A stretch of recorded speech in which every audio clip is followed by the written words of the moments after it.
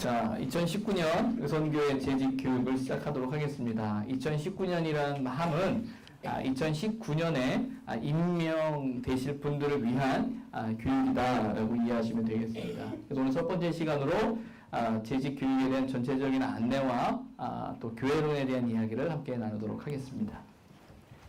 먼저 2019년 재직 교육의 이제 대상에 있어서는 주보 광고를 통해서도 말씀드린 것처럼 총회의 기준에서부터 출발하게 되었습니다. 그래서 만 25세 이상 무흔세례 교인으로서 1년 경과되고 등록 후 1년 이상 교인의 의무를 이행한 분을 재직의 대상으로 우리 총회 헌법에는 기준을 가지고 있습니다.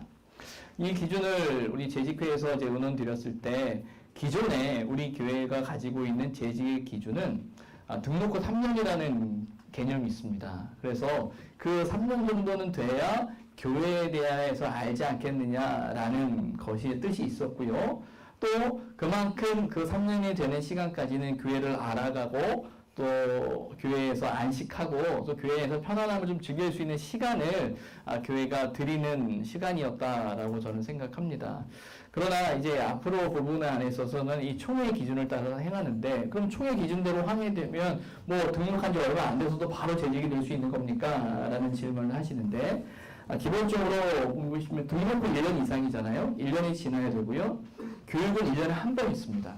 그럼 또 1년이 지나가야 되기 때문에 아무리 빨라도 3년 차에 서리집사의 임명을 갖는 겁니다. 그래서 혹여나 교회 등록하자마자 바로 재직이 되어야 되는 거야? 쉴 틈도 없는 거야? 라는 생각 안 하셔도 됩니다. 그래서 여러분 전도에 오실 때 우리 교회는 바로 재직 안 해도 된다라고 꼭 얘기하셔도 됩니다. 그래서 최소한 3년 차가 돼야 서리집사로 세워질 수 있다라는 것이고 무엇보다 교인의 의무에 대한 부분에 있어서 우리가 잘 기억했으면 좋겠습니다. 교인의 의무라는 것은 공동예배의 출석과 헌금 또 교회의 치리에 복종하는 것입니다. 어떤 면에서는 이것은 신앙적이고 어떤 종교적인 강요의 문제가 아니라 우리가 믿음을 가지고 살아감에 있어서 내가 신앙인으로서 기본적으로 지켜야 될 부분들을 교인의 의무라는 말로 헌금, 예배 출석과 또 헌금과 또 이제 봉사의 영역이 있습니다. 그리고 무엇보다 교회의 치리에 복종한다라는 것은 어떤 치리를 받는다의 개념이 아니라 교회가 가지고 있는 그 질서 안에서 그 일을 감당하겠다라는 고백이 있다라는 것을 여러분이 기억했으면 좋겠습니다. 그래서 이번 재직 교육을 이렇게 바꾸는 가장 큰 목적, 방향성에 대해서 말씀을 드리자면 궁극적으로는 지금까지는 교회의 선택이 있었습니다. 이 선택이라는 표현을 어떻게 이해하실지 모르겠지만 교회가 또 목회적으로 교우들을 살피면서 재직으로서 예배 출석이나 헌금 생활이나 어떤 봉사의 자리를 잘 감당하고 계신 분에게 재직의 역할을 권면하고 함께 재직으로 섬기기를 요청드렸습니다. 그러나 이제 바뀌는 건 무엇이냐면 그게 교회로부터 시작되어지는 것이 아니라 여러분으로부터 시작되어진다는 말입니다. 이 말은 우리가 하나님 앞에서 그 순종하자라는 것에서부터 출발하자라는 것입니다. 우리가 하나님 앞에서 섬긴다라는 건 재직이 된다라는 것은요, 능력의 문제도 아니고요, 명예의 문제도 아닙니다. 그저 하나님 앞에 은혜를 받은 사람이기 때문에 그 은혜에 감사하여서 우리가 기쁜 마음으로 순종하는 마음으로 감당하는 것이지 능력이 있기 때문에 때로는 명예의 문제로, 때로는 실력의 문제로, 때로는 사회적인 지위의 문제로부터 시작되어지지 않습니다. 그래서 앞서 말씀드린 그 기준에 준해서 그 기준에만 부합한다면 누구든지 재직이 될 수 있습니다. 근데 중요한 것은 그 재직이 되는 과정 안에서는 하나님 앞에 순종하는 마음이 저와 여러분 안에 있어야 한다는 것입니다. 내가 이 정도면 됐어가 아니라 내가 어떻게 또 하나님의 몸된 교회를 세워감에 있어서 내가 할 수 있는 일이 무엇일까? 작은 거라도 내가 감당하겠다라는 순종의 마음으로부터 시작되어지는 그 재직의 첫걸음, 그리고 그것이 여러분의 선택과 여러분의 신청으로부터 시작되어진다라는 것입니다. 그러면 여러분의 선택과 여러분의 순종에 대해서 교회는, 특별히 저희 목회자들이 감당해야 될 것은 교육과 훈련이라고 생각을 합니다. 다 준비되어진 문을 세우는 것이 아니라 하나님 앞에서 순종하는 마음을 가지고 그 일을 감당하겠다 여러분이 결단하신다면 목회자들은 그분들을 돕고 격려하고 교육하고 훈련함을 통해서 또 온전하게 또 섬길 수 있는 재직으로서 세워가는 그 과정을 저희가 만들고 노력하는 것이 필요하겠다라는 생각을 갖습니다. 그래서 이 교육과 훈련이 중요하게 여겨지는 것은 목회자가 판단하는 것이 아니라 여러분들의 신앙생활을 선별하는 것이 아니라 여러분들의 뜻을 정한다면 여러분들이 헌신하겠다, 순종하겠다, 또 믿음의 가치를 쫓아 살아가겠다라고 할 때 그 일을 돕는 목회자의 역할을 감당하는 것이 중요하겠다라는 생각을 갖고 있고요. 앞으로도 이 재직훈련뿐만 아니라 교회 모든 사역에 있어서 앞으로 부분에 있어서 교육과 훈련은 저희 목회자들이 감당해야 될 역할로 늘 생각하고 이 부분에 대해서 이제 고민을 할 겁니다. 그래서 6주간의 교육이 진행이 될 것이고 이 교육이 끝나게 되면 당회의 결의를 통해서 이제 임명하게 되어집니다.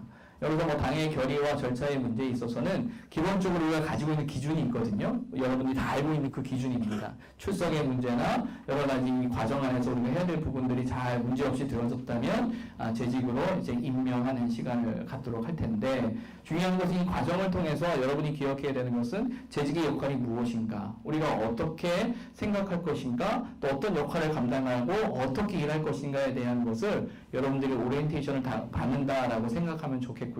또 그 과정 안에서 우리가 함께 일하는 방법들에 대해서 뜻을 모아가는 시간이 되었으면 좋겠다라는 생각을 갖습니다. 또 이 재직의 교육은 올해가 첫 번째이기 때문에 향후 계속 더 좋은 쪽으로 업데이트 되어야 되지 않겠나 일단 생각을 갖고 있습니다.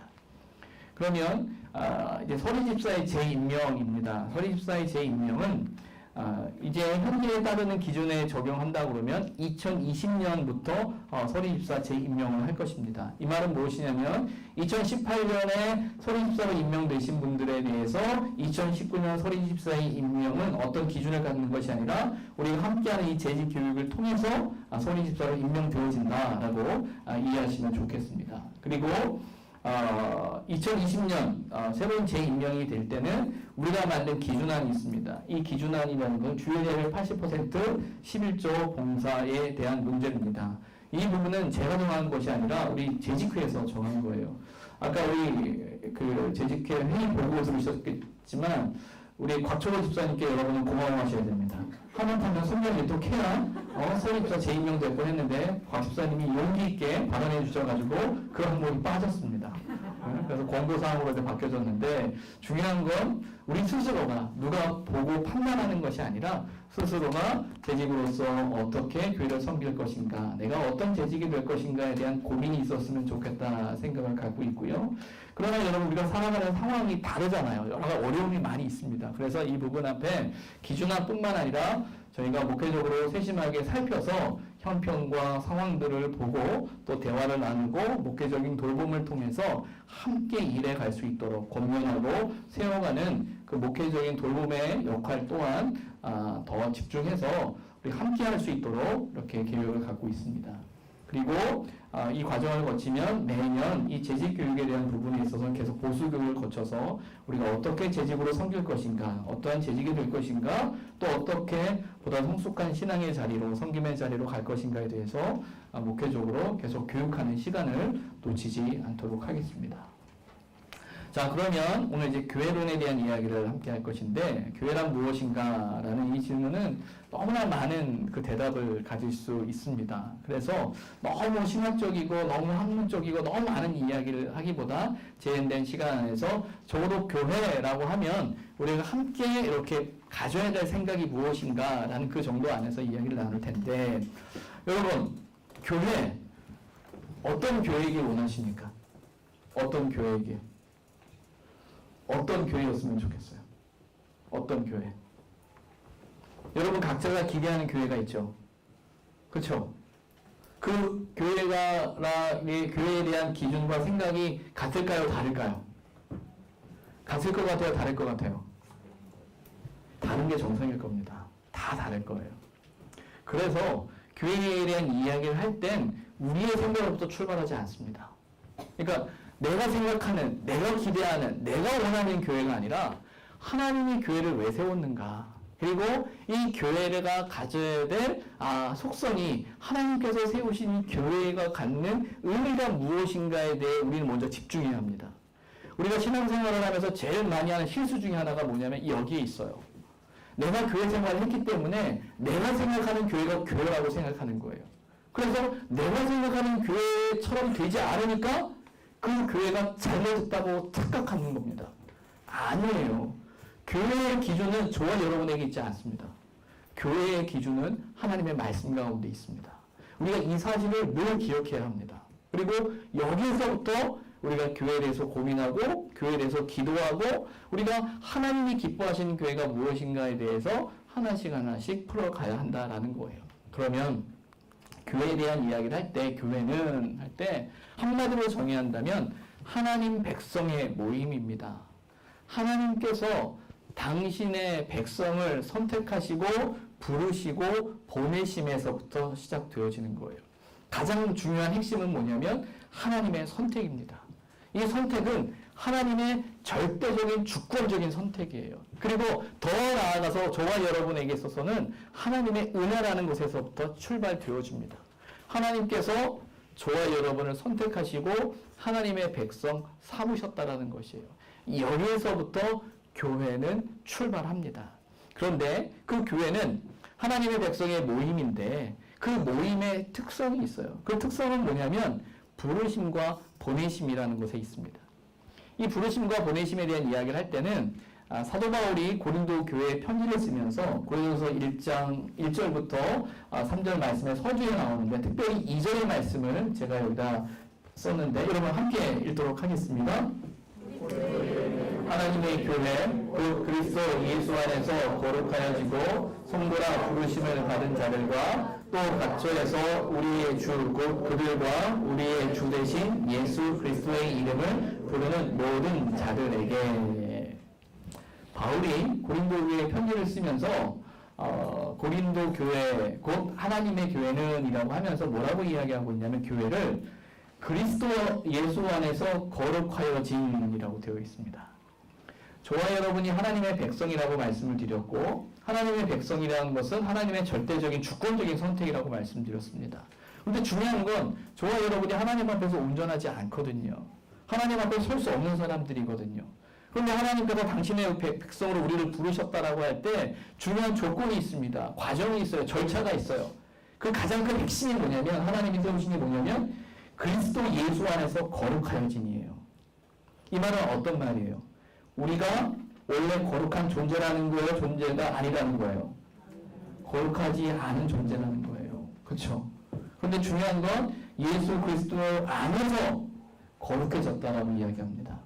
말 그대로 저와 여러분의 죄의 문제가 누구를 통해서요? 그리스도 예수를 통해서 해결되어진 사람들이라는 거예요. 그래서 저와 여러분이 하나님 앞에서 믿음의 공동체로 교회로 세워져 감에 있어서 우리가 인정해야 되는 건 우리는 모두 다 죄인이라는 것입니다. 그리고 하나님의 은혜가 아니면 하나님 앞에 설 수 없는 존재들이라는 거예요. 그런데 하나님께서 절대적인 주권적인 선택과 은혜 가운데 저와 여러분을 예수 그리스도를 믿게 하시고 그 안에서 거룩하게 하셨어요. 그게 교회의 출발입니다. 그래서 거룩하여진 사람들을 뭐라고 불렀다고요? 성도라 부르고 그들을 향해서 성도라 부르심을 받은 자들이다라고 되어 있어요. 거룩하지 않은 존재였는데 거룩하다 부르셨대요. 어디 안에서요? 예수 그리스도 안에서. 그래서 교회는 하나님의 백성의 모임인데 그 백성들은 어떤 사람들이냐면 하나님 앞에서 하나님께서 부르신 사람들이라는 거예요. 그리스도 예수 안에서 거룩하여진 그리스도 예수 안에서 저와 여러분을 불러 모으신 곳이 교회입니다. 또 교회는 이어지는 말씀처럼 각처에서 우리 주 곧 그들과 우리의 주 되신 예수 그리스도의 이름을 부르는 모든 자들에게 라고 되어져 있어요. 불러 모았을 뿐만 아니라 그들이 각처에 흩어져 있어요. 그리고 그 각처에서 예수 그리스도의 이름을 부르는 자들이 교회라고 이야기합니다. 말 그대로 하나님께서 부르셨을 뿐만 아니라 어떻게 하셨다라는 거예요? 또 각처로 보내셨다라는 겁니다. 그럼 그 각처로 보내셨는데 가서 뭐 하는 거예요? 예수 그리스도의 이름을 부르는 사람들이라고 되어 있습니다. 이 말은 하나님께서 허락하신 각처 그 공간과 상황 안에서 예수 그리스도의 이름으로 살아내는 사람들, 보내심을 입은 사람들의 모임이 교회라는 겁니다.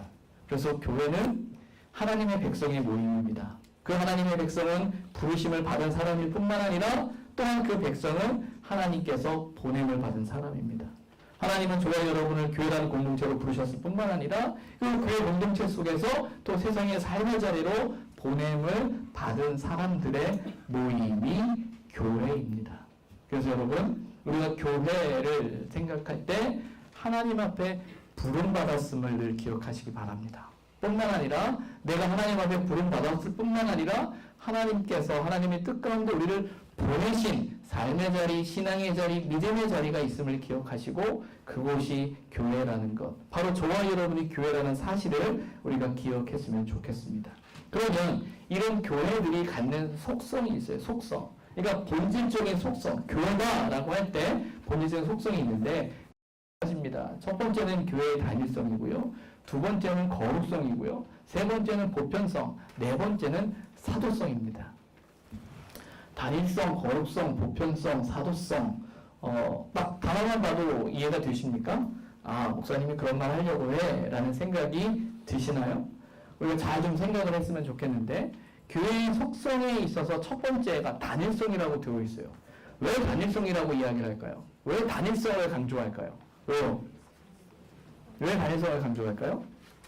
아까 하나님의 백성의 모임이라고 이야기하면서 부르심을 받은 자들의 모임이라고 이야기했죠. 근데 그 부르심을 받은 사람들은 어떤 사람들이에요? 그리스도 예수 안에서 거룩해진 사람들이라는 거죠. 자, 교회의 단일성을 이야기하는 가장 큰 핵심은 무엇이냐면 그리스도와 연합된 곳이 교회이기 때문입니다. 그래서 함께 읽도록 하겠습니다. 모든 겸손과 온유로 하고 오래 참음으로 사랑 가운데서 서로 용납하고 평안에 매는 줄로 성령이 하나 되게 하신 것을 힘써 지키라. 몸이 하나요 성령도 한 분이시니 이와 같이 너희가 부르심의 한 소망 안에서 부르심을 받았느니라. 아멘. 성령이 하나 되게 하신 것을 힘써 지키라고 합니다. 뿐만 아니라 너희가 부르심의 한 소망 안에서 부르심을 받았다라고 이야기합니다. 교회의 가장 큰 핵심은 단일성이라고 이야기할 때 저와 여러분은 그리스도 안에서 하나 되어졌다는 거예요. 그래서 우리가 한 몸이고 우리가 각각의 지체로서 존재한다는 것이죠.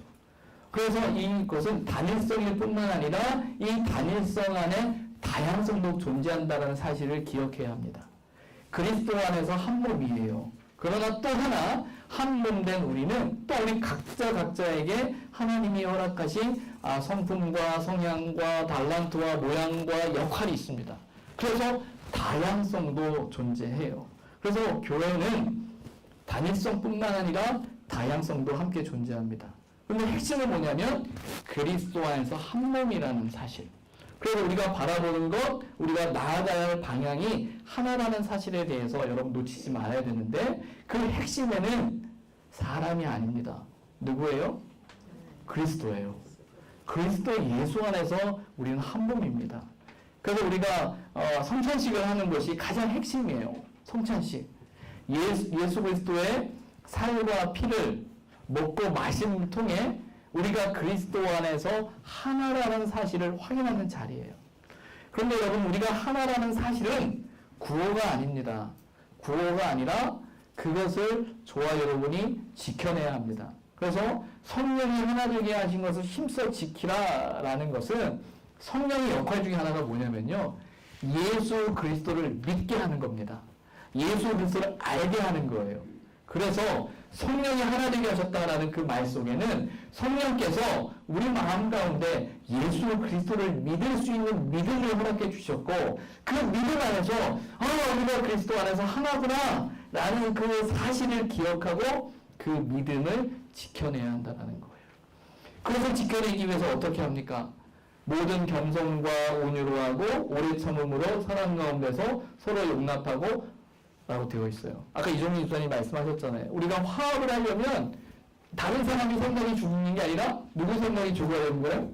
내 생각이 죽어야 된다는 거예요. 그거는 단지 인격의 문제가 아니라 우리의 본질적인 문제입니다. 왜? 그리스도 안에 있기 때문에, 그리고 그리스도만이 나타나야 하기 때문에, 그래서 교회의 단일성은 이런 의미에서 중요합니다. 그래서 저와 여러분은 다 각자 다른 사람들이에요. 그러나 그리스도 안에서 하나라는 사실을 놓치지 말아야 합니다. 두 번째는 교회의 거룩성입니다. 교회의 거룩성은 세상과 구별되어져야 한다는 것이고, 뿐만 아니라 하나님의 그 부르심이 거룩하다라는 거예요. 거룩한 부르심이라는 거예요. 하나님의 절대적인 주권 속에서 우리를 부르셨는데, 하나님의 부르심은 우리에게 너희는 나를 거룩할지어다 라고 말씀하시면서 세상과 구별되어진 교회여야 한다는 것입니다. 여러분, 우리가 세상과 구별되어질 수 있는 게 뭘까요? 세상과 구별되어진다라고 말할 때, 거룩이라고 말할 때, 이 거룩을 단지 죄 짓지 않고 깨끗하고 라는 것으로만 생각해서는 안 됩니다. 그래서 거룩의 가장 큰 핵심, 이 구별이라는 의미 속에서 의미는 무엇이냐면, 우리가 신앙적인 가치관이 세상의 가치와 구별될 수 있어야 됩니다. 교회란 공동체 안에 있으면서 세상과 똑같은 가치관과 그 기준을 가지고 교회라는 공동체에서 살아가게 되면 문제가 되는 거예요.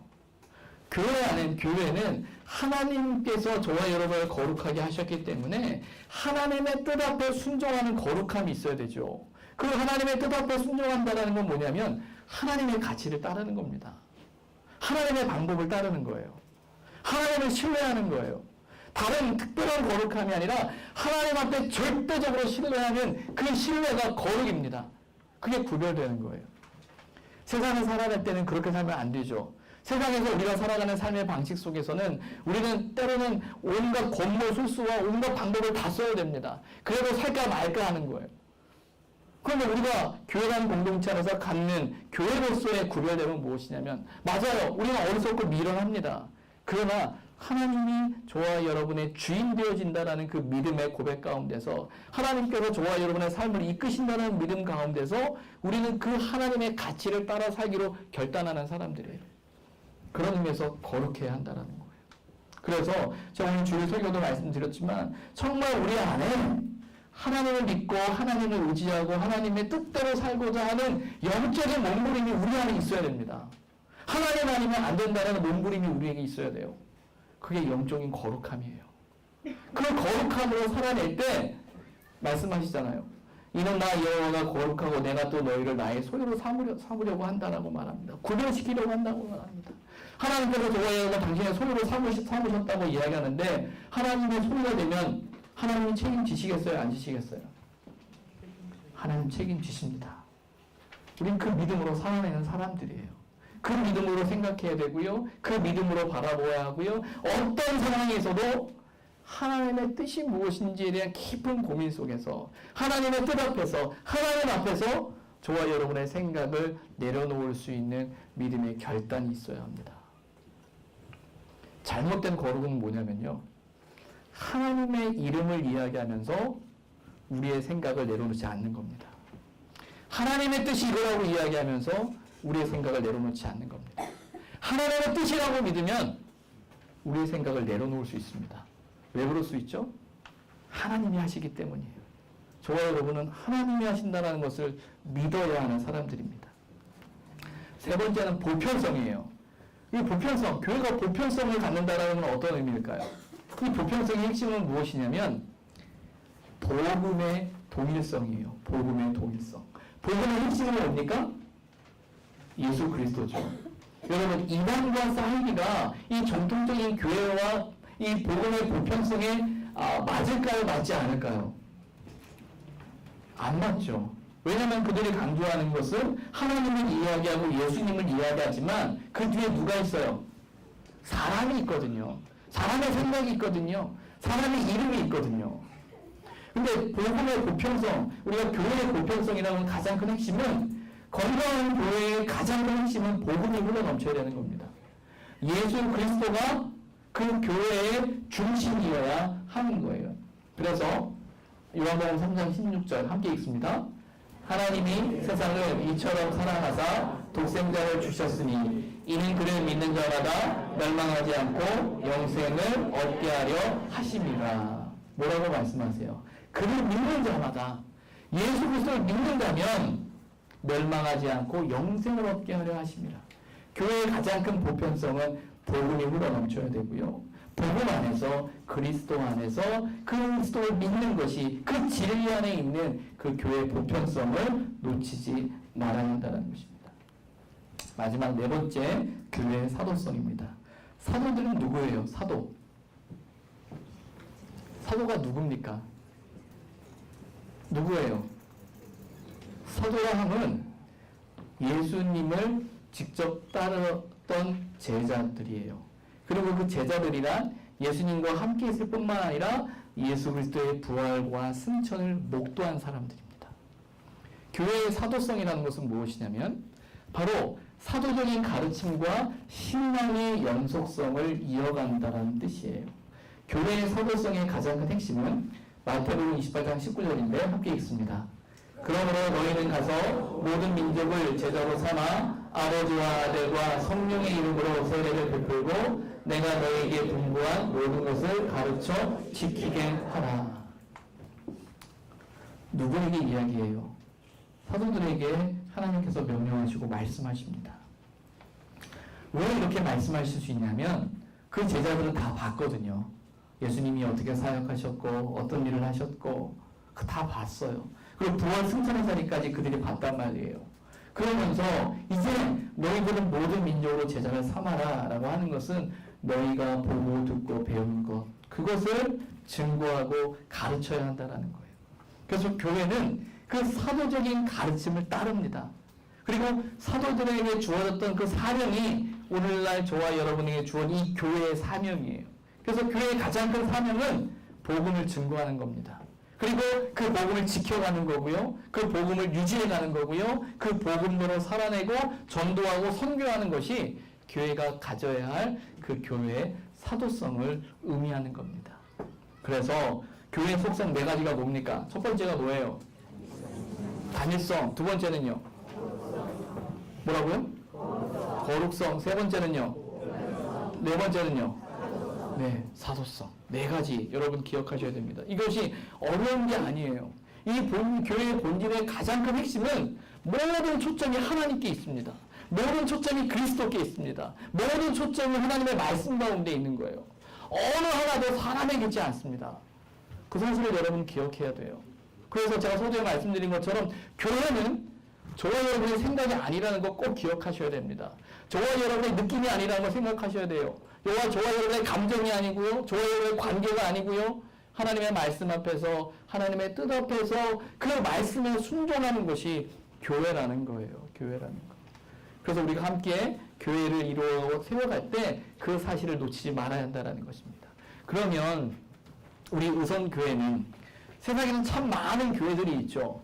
정말 많은 교회들이 있습니다.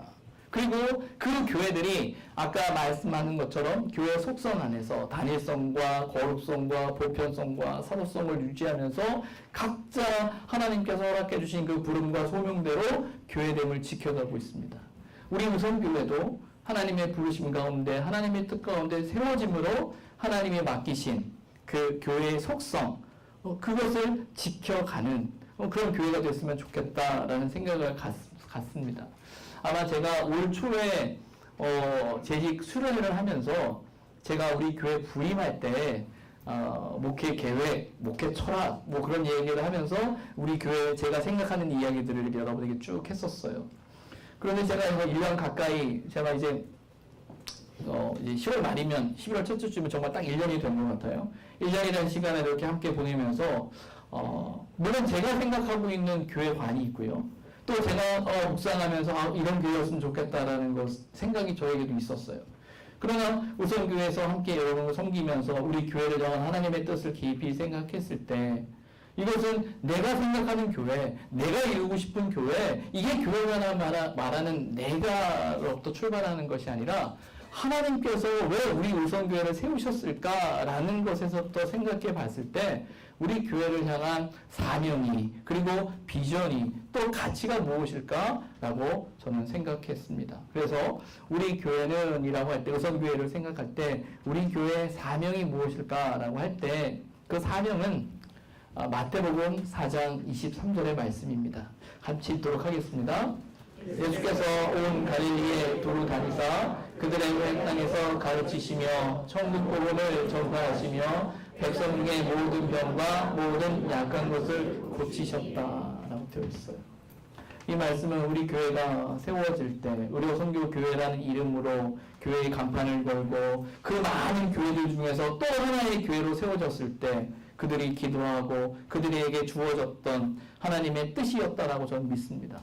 그리고 우리가 우선교회로 오늘 37년이라는 역사를 이루면서 여기까지 왔을 때 정말 그 많은 교회 안에서 또 목사가 바뀌고 사람들이 바뀌었다고 해서 우리 교회는 이런 교회 저런 교회가 아니라 왜 하나님께서 우리 교회를 세우셨을까라고 생각했을 때 예수 그리스도께서 사역하셨던 마태복음 4장 23절에 나오는 것처럼 그리스도의 가르치심 또 복음을 전파하시고 또 연약한 자를 고치셨고 치유하셨던 그 사역의 모습을 보면서 이런 일을 감당하는 교회가 필요하지 않겠느냐라는 그 기도의 제목이 우리 교회의 사명이어야 하지 않을까라고 다시 한번 생각해 봅니다.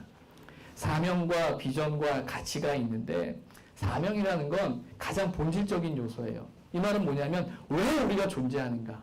왜 우리가 있어야 하는가라는 거예요. 그래서 사명에 있어서는 이 마태복음 4장 23절의 말씀을 다시 한번 기억했으면 좋겠습니다. 그리고 이 말씀을 풀어낸 것이 사명선언문을 우리가 잘 아는 이 말입니다. 함께 읽도록 하겠습니다. 하나님의 의로우신 뜻과 선하신 성품을 따라 사랑의 공동체를 이루어 말씀을 깊이 있게 배우고 여러 모양으로 선교에 힘쓰며 이웃을 섬기는 교회입니다.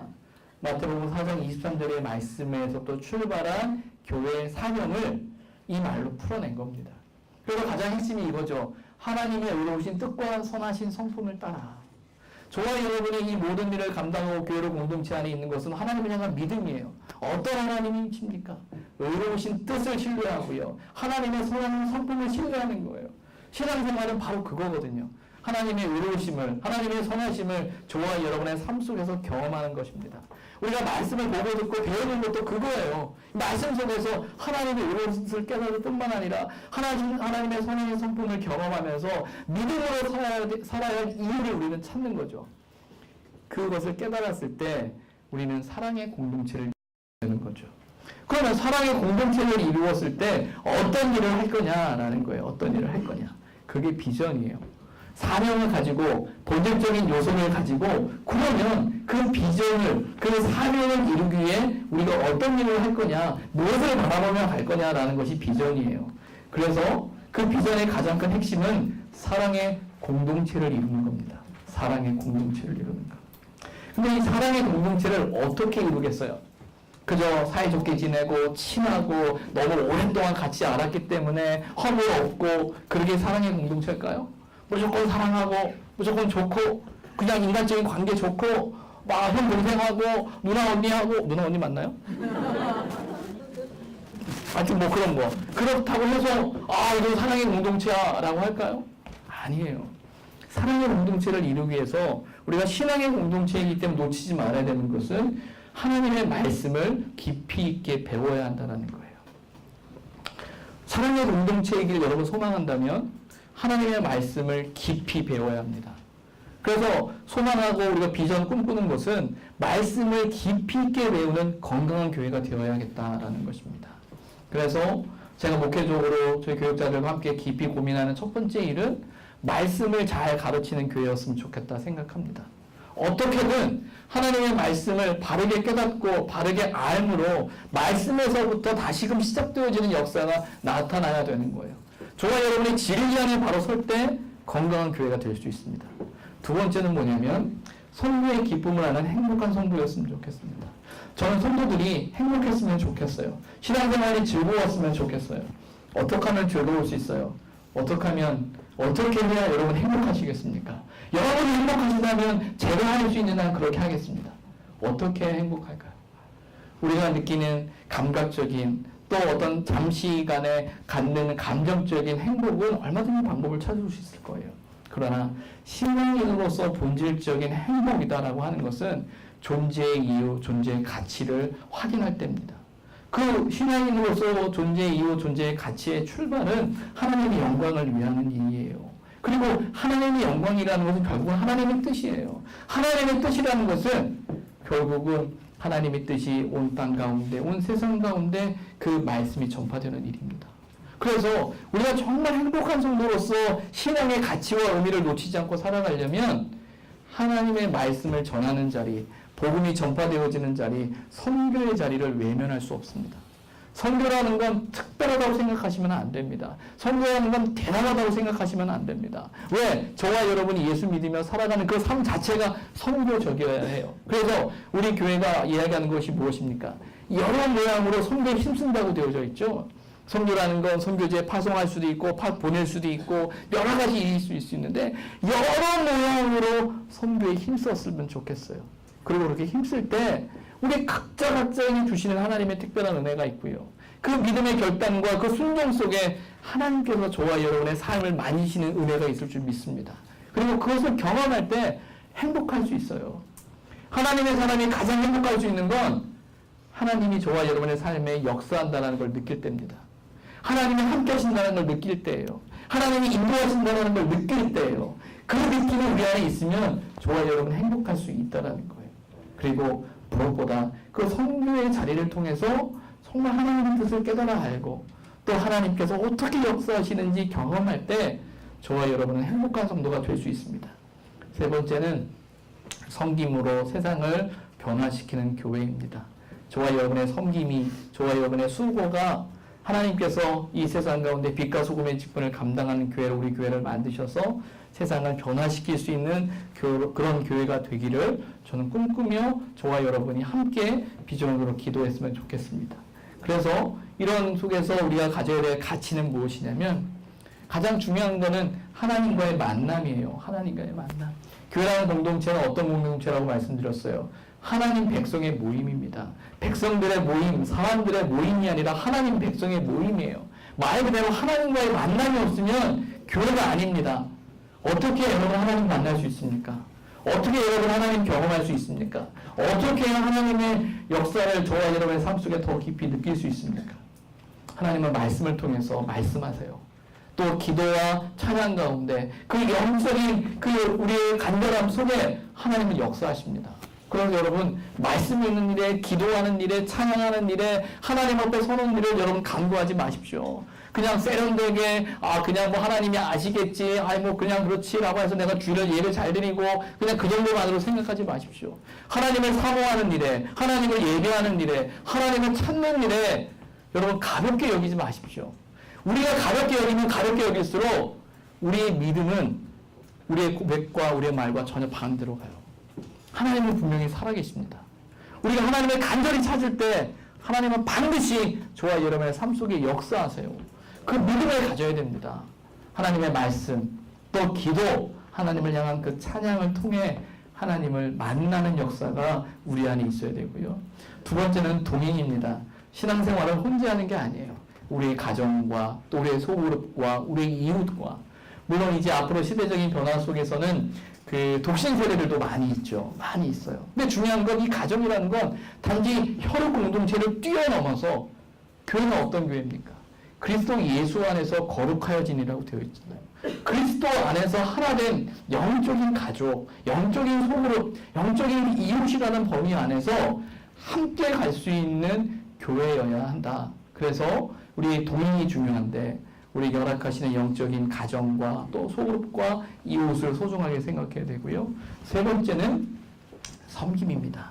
선교회, 또 우리에게 맡겨주신 치유 사역 가운데. 근데 여러분, 사실은 저와 여러분은 치유할 수 없어요. 우리가 사람이 어떻게 고칩니까? 중요한 건 뭐냐면 하나님의 치유하심의 도구가 되면 됩니다.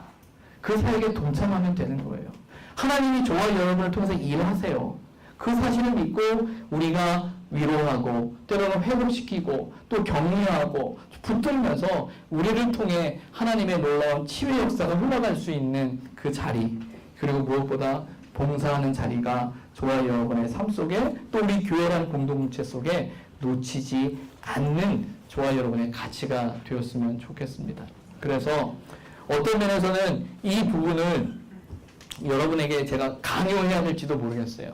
그래서 여러분들이 의성교회 교인이다라고 한다 그러면 우리 교회는 어떤 교회인가라는 것에 대한 분명한 사명을 알아야 되고요. 그러면 그 사명을 가지고 우리 교회가 어떤 교회로 갈 것이냐, 또 우리 교회가 어떤 것이냐라고 할 때 말씀을 깊이 있게 배우는, 선교의 기쁨을 아는, 섬김으로 세상을 변화시키는 교회가 된다라는 생각이 우리 의식 속에 같이 있었으면 좋겠어요. 그리고 만남과 동행과 또 섬김이라는 이 허드 속에서 정말 하나님을 향한 예배와 또 이웃을 섬기고 또 함께하는 또 봉사와 선교의 자리를 통해서 우리 교회가 나아가야 할 그 방향, 이 많은 교회들 중에서 왜 의선교회고 왜 우리가 의선교회로 모여 있느냐라고 할 때 우리의 정확한 정체성이 저와 여러분의 마음과 뇌리 안에 그냥 각인되어져서 그 일을 위해서 살아갈 수 있었으면 좋겠어요. 그리고 이 일에 저와 여러분이 동참했으면 좋겠습니다. 그래서 바라기는 저와 여러분이 함께 하나님의 뜻을 이루는 그런 의선교회가 될 수 있도록 여러분 기도해 주시고 또 동참해 주시고 또 재직으로서 또 함께 섬김으로 하나님의 영광을 나타내는 교회가 되기를 소망합니다. 여러분 함께 기도해 주시고 또 이 교회의 모든 과정을 통해서 그 하나님의 뜻을 발견해 가기를 주님의 이름으로 부탁드립니다. 기도하겠습니다. 하나님, 2019년을 우리가 준비하면서 또 재직으로서 우리가 섬겨야 할 그 섬김의 자리들을 우리가 돌아봅니다. 하나님, 무엇보다 하나님이 세우신 교회가 무엇인지 생각합니다. 내가 생각하는 교회, 내가 기대하는 교회, 내가 원하는 교회가 아니라 하나님이 뜻하신, 하나님이 세우신 그 교회를 깨달아 알게 해주시고 하나님의 뜻을 이루어갈 수 있는 믿음의 교회로 되기를 소원합니다. 하나님의 동심을 기억하게 하시고 하나님의 보내심을 기억하게 하시고